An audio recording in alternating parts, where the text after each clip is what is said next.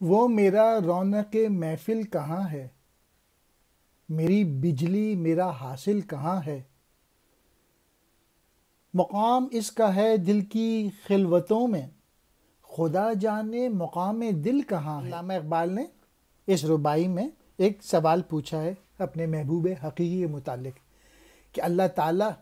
نظر نہیں آتے، جیسے بجلی نظر نہیں آتی ہے، اور وہ اور ایسا لگتا ہے علامہ اقبال کو کہ وہ دل کی گہرائیوں میں موجود ہیں ہر انسان کے،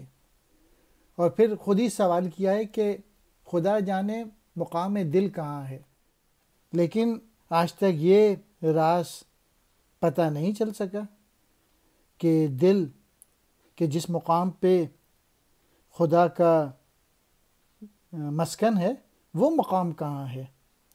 دل کہاں رہتا ہے اور اس کا مقام کہاں ہے، یہ تو اللہ ہی بہتر جانتا ہے۔ رونق محفل، محفل کی زینت، حاصل فصل کو کہتے ہیں، مقام ٹھکانہ، خلوتوں تنہائیاں، مقام دل دل کا ٹھکانہ۔